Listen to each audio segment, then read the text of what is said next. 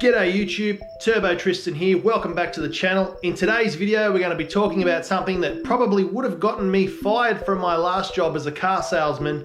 We're going to be busting some car sales myths, so stick around to find out what they are.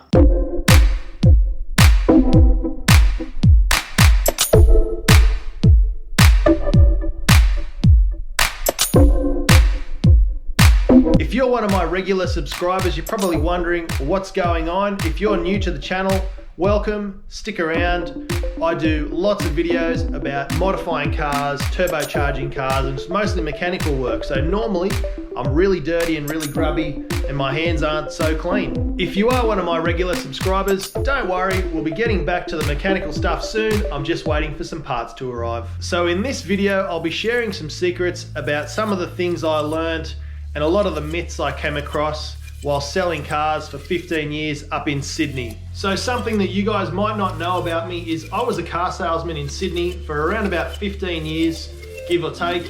And in that time, I heard tons and tons of stories about car salesmen, good and bad, lots of interesting stories. So I thought I'd share those with you guys just in the downtime while I'm waiting for the car parts to arrive so I can get back to modifying that little Honda Civic. So in this video, we're going to be talking about 5 car sales myths that I used to hear from my friends, my family and colleagues all the time. So the first myth that I'm sure you've all heard before is as soon as you drive out the showroom floor, you're going to lose $10,000 off your purchase price. Now that one is an absolute myth. It is so false, it's not funny, and there's a few reasons why. And I'll explain why your car is worth less as soon as you drive off, but it's definitely not worth $10,000 less. That's just crazy talk. One thing you need to understand is that people keep their cars for 3 to 4 years on average. In that time, they usually do around about 100,000 kilometers, give or take. And unfortunately, a car is a depreciating asset, which means the more you use it, the more worn out it's going to be. It's a consumable item, it has wear and tear, and it's going to wear out eventually no matter how good you look after your car. So its value is always going to go down, unless it's a VL Commodore or something crazy like that.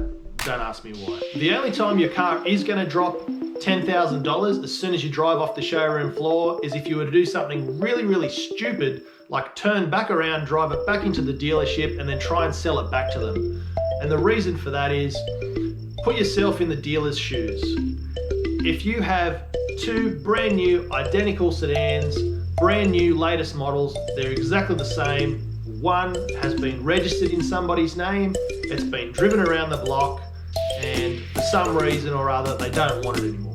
So they want to sell it back to you. If you're the customer coming into that dealership and you're looking to buy a particular sedan exactly like that, you've got one that's really mysterious, someone drove it off the lot, turned around, drove it back in, and they're trying to get rid of it, and they've traded it in and they want to sell it. Really strange, right?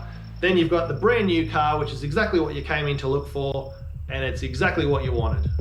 Now, the dealer can't sell these 2 cars for the same price, it's just crazy. So what you need to understand is that if you've got 2 identical cars, one's mysteriously come back in after a week of ownership or a day of ownership and the person doesn't want it anymore, you need to ask yourself why. Now, if you're the customer, all sorts of crazy things start going through your head and you're thinking, was it in an accident? Is it a lemon? Did the motor blow up? Is there something wrong with it? Why didn't they want it? I don't want to pay close to the brand new price for that. I'd rather just buy a brand new one. And I think we'd all be in the same boat there. So the dealer, of course, has to offer you a lot lower than what you just paid for it 5 minutes ago to take it back off you and put it on their lot, because it's a big risk. It's going to be very difficult to sell when you can buy a brand new one for just a little bit more. Again, it's a myth. You're not going to lose $10,000, but you might lose $4,000, $5,000, $6,000 at absolute worst, depending on the type of car and how popular they are and how much you can sell it again for. If it was me and I walked into a dealership that had 2 identical cars, one had been registered in someone's name, it had been driven 50 kilometers and brought back, they were identical, I'd be definitely interested in the other one because it would come with a new car warranty. It's basically brand new, but there's no way I'm paying anywhere near what a brand new one would cost. So for me to even consider that car, it would need to be about $3,000 to $4,000, maybe even $5,000 cheaper than the brand new one. and then you've probably got yourself a deal on that second-hand car. Otherwise, for 4 or 5 grand more, you're probably just going to buy the brand new one and just have peace of mind. And I'd probably do the same thing. So that's why it's a myth. You're not going to lose $10,000. People that say that sort of stuff, we call those guys Eddie the expert. They've got no idea what they're talking about, and they just think dealerships are out to rip them off. To avoid losing money like that, if you keep your car for 2, 3, 4 years or even longer, you're going to get all of the value out of it. You're never going to have to worry about how much you're losing, and it's going to serve you well. It's going to be great and reliable, and you don't have to ever worry about that. So don't worry that you've driven a car off the lot and you've lost $10,000. Totally not true. So the next myth is about aftermarket products, paint protection, window tint, things like that. A lot of people say it doesn't do anything, it's a total waste of money, it's a big rip-off. And years and years and years ago, yes, that was probably true. I never had any experience with these fake products when I entered the car game around 15 years ago, so that's how old this myth is. The products are really good. They did protect the paint, they did seal the paint, they did protect the leather, the vinyl, all those types of things. Window tints, window tint, definitely should get that on your car. They're also helping you retain value in your car and keep it in pristine condition. Now, many years ago, we're talking longer than 15 or 20 years ago, more like 25 and 30 years ago, they used to have this stuff, Ming, Ping and Ding, paint protection, and all these things that claim to be the savior, would stop your paint from fading, car from rusting, all that sort of stuff. And usually it was just an extra layer of polish, didn't do anything, and it was a total waste of money. In actual fact, paint protection, leather protection, vinyl protection, and all those things to help maintain your car and keep it in pristine condition are definitely worth it. There's a total myth that they don't work. They really do, and I've seen it for myself. We had lots of displays where we'd do half a car and you could see the difference in the paint.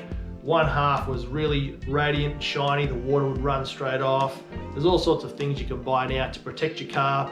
Definitely worth it, because we all know you get something brand new, you wash it every day for the first month, and then after that you just let it go and drive it like a normal car. So where did these myths come from? A long time ago, in the 70s and 80s and early 90s, you would get this really attractive young woman come up to you after you bought the car, and then they would try and sell you some paint protection, window tint, things like that to help protect your car. And really, it didn't do anything at all. It was just like a polish in most cases. Everyone should definitely get window tint on their car. I laugh every time I see an expensive European car with all of the back windows tinted, which is a factory thing. It's called privacy glass. The glass is actually colored black, and then they've got the 2 front windows that are totally clear, totally see-through.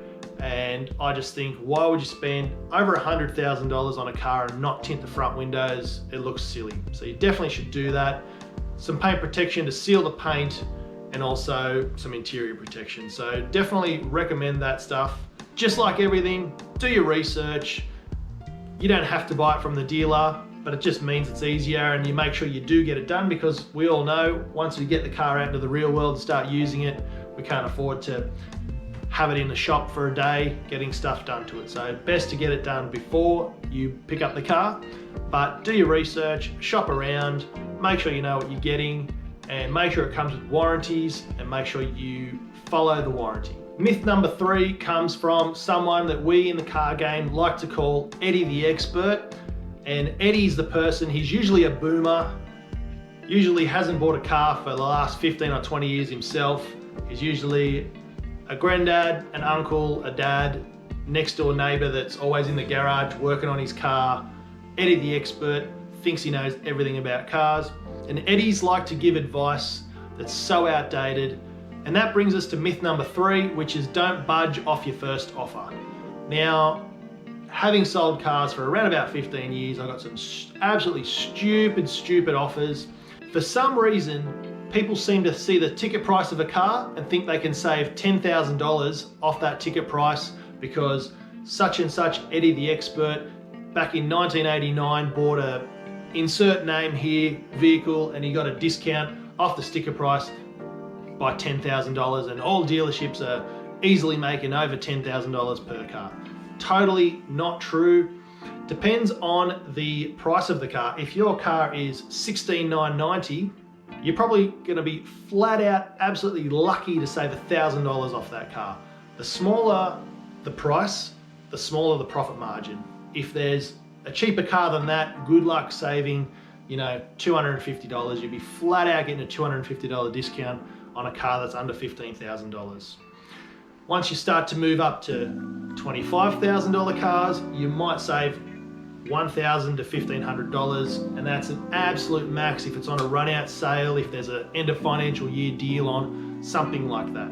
The higher you move up into brackets of pricing, so a $50,000 car, yeah, maybe you might save $5,000 off that car if you're lucky, if it's the right time of year. Once you start going to the luxury European cars, and their recommended retail prices are up around $130,000, $140,000 mark, it's not uncommon for you to save $10,000, $15,000, $20,000 off a car like that. And sometimes, if it's an old stocker, or it's a weird color combo, or it's in stock, they might even give you a bigger discount than that. But that is all relative to the price. In Australia, we have GST, luxury car tax, stamp duty, and all these things, and they increase the price of the car dramatically once you go over certain tiers. So for the average person that's usually spending between $20,000 and $50,000 on a car, the lower end of that you might save $1,000, $2,000. The higher end you might save $3,000 or $4,000 or $5,000 off that car. Best tip I can give you guys is to do your research, be educated, know exactly what you want, shop around, make some calls, send some emails before you go into the dealership. That way, your offer is more likely to be considered, and you can stick to your first offer because it'll be fair and reasonable. Car salesmen get crazy offers 24/7 from when they get in at 7:30, when they leave at 6:30. Crazy offers thrown at them all day. If you offer something too silly, don't be surprised if they tell you to get out. You don't go and buy yourself a new shirt down at the surf shop that's $50 and you don't ask them to do it for $40. Most people don't even ask for a discount on their clothes. When the markup on clothes is in the 100, 200, 300, 400% of what it costs, they might cost 5 cents to make a shirt, they sell it for $50. Cars, however, it might cost $49,990 to buy the car recommended retail. It might cost them $40,000. Then you've got shipping, transfers, servicing, warranty, etc., etc., etc. to get to that price. So if you're saving $3,000 to $5,000 off a $50,000 car, you're doing really, really well. All right, this brings us to myth number 4. Tell them that you're paying cash and you're going to get a better deal. Now this one is just false, false, false. I can't stress how false this one is. There's only a couple of people that pay cash: retirees, squillionaires, people that have just won lotto, and drug dealers. Now for the average person, you're none of those 4 people. Business owners, wealthy people, they never pay cash. Even if they've got squillions of dollars, they still don't pay cash for their cars. They lease them, they finance them, they get a better deal, they can claim it on tax, it's a business write-off, all these other things. I'm not a financial planner, so it makes absolutely no sense to pay cash for a car. You've worked hard, you've saved all your money, you've put it in the bank, it's looking impressive, you're really proud of yourself, and then you take all that equity you've got for yourself and then you go and put it all on a car that's going to depreciate in value. So it's a really dumb thing to do. And that brings us to the myth is you're not going to get a cheaper deal. Dealerships want you to finance. Now the reason for that is it's an extra revenue stream. Yes, there's a small portion of interest that's made. It's a very small profit these days. It used to be huge in the 90s, 80s, 70s. You just need to make sure you've got a budget that you can stick to, do your research, don't overextend yourself. And when you go into the dealership, make sure you take your pay slips, your ID, and make sure you're prepared to do a deal. You're not going to get a cheaper price paying cash. You'll get a cheaper price actually if you finance with the dealership. If you're not going to finance with the dealership, do your research and make sure that you go in prepared, finance approved. If you're in a dealership, you should be ready to buy a car. Otherwise, there's no need for you to be there. That brings us to lucky last, number 5. Don't worry about the dealership, they're making heaps. Now, gone are the days when you can pick up a brand new car for $3,000 and the dealership's making $1,000 profit off you. Those days are gone. The market is so competitive now. There's a dealership on every corner. There's the internet, there's the phone, there's reviews, there's YouTube, there's the newspaper, which people don't read anymore, commercials. So many ways that people can get their deals out, their prices out, and it's just too competitive. The dealerships aren't making a lot of money on selling you the car. Most likely it's at a couple of percent, less than 5, more like 2 or 3% overall on the purchase price of the car the dealership's actually making at the end of the day. What you need to remember is the car salesmen are there to do a job. They're going to sell you the car. The worst they can do is sell it to you at recommended retail price. There's nothing wrong with that. That's not a crime. It's not a rip-off. A rip-off is when you go to an appliance store or a clothing store and you're paying $50 for a shirt that costs 5 cents to make, you know, child labor, or you're buying a TV, there's $1,000 that costs $50 to make. That's a rip-off, but everyone's happy to do that. Or paying millions of dollars for a house that is as big as a shoebox because it's in a fancy suburb. That's a rip-off. Where the dealership does, however, make their money is in the workshop, with the finance, with accessories, and other things that you're going to need to do anyway.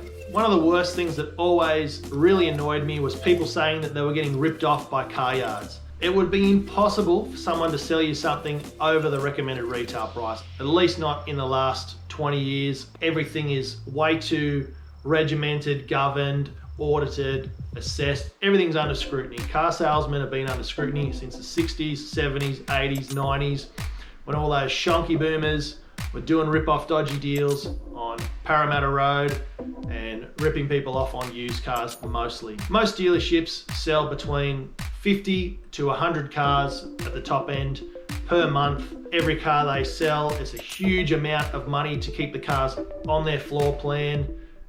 Every single car's not owned by the dealer, they're all leased by the dealer until they're sold, and they pay back the loan, and then hopefully they turn a profit and they get to keep what's left over. So it's not a huge amount of money left over. So keep that in mind. Not everyone's out to rip you off. That's myth number 5. Now I'm gonna do a few more of these videos in this series just to help people out with buying a car while I'm waiting for car parts to arrive, so I can get back to getting my hands grubby in the garage and building cars.